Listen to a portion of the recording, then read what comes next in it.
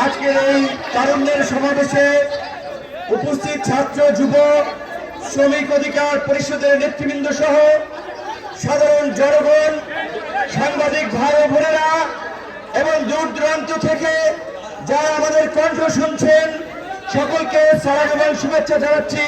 আসসালামু আলাইকুম। যেহেতু মাগরিবের আজান আবার কিছুক্ষণ পরেই, তাই সংক্ষিপ্তভাবে দু চারটি কথা বলে আজকের এই সমাবেশে বক্তব্য শেষ করতে চাই। এর আগেও নারায়ণগঞ্জ দুটো সমাবেশে গণ অধিকার পরিষদের পক্ষ থেকে আয়োজন করা হয়েছিল।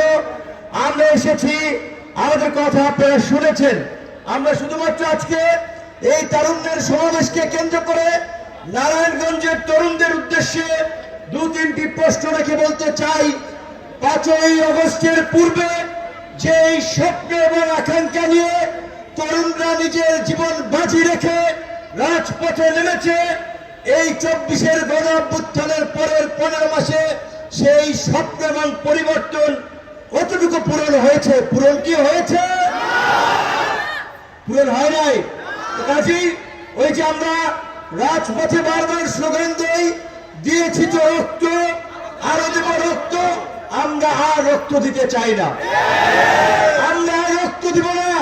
রক্ত 24 জুলাই গণ অভ্যুত্থান পর্যন্ত যা দিয়েছি, সেই রক্তের শপথে গড়া এই শহীদদের স্বপ্নের সোনার বাংলাদেশ বিনির্মাণ করব।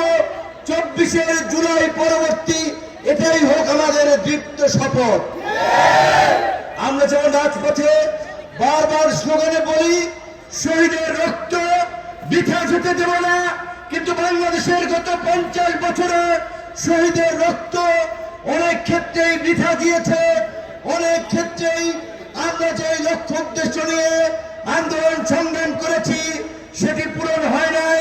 তাই আগামী এই 13 সংসদ নির্বাচনকে কেন্দ্র করে আমরা চাই তরুণ প্রবীণ এই গণ অভ্যুত্থানে মানুষের যে আকাঙ্ক্ষা তৈরি হয়েছে, একটা হানাহানি মারামারি সংঘাত সহিংসতা মুক্ত সহনশীল সম্প্রীতির নতুন রাজনীতির, একটি চাঁদাবাজি দখলবাজ সন্ত্রাস মুক্ত একটি নিরাপদ, এই নারায়ণগঞ্জের নগরী নয়, শুধু একটি নিরাপদ বাংলাদেশ, সেই স্বপ্ন পূরণের জন্যই আমাদের অসমাপ্ত লড়াই চালিয়ে যেতে হবে।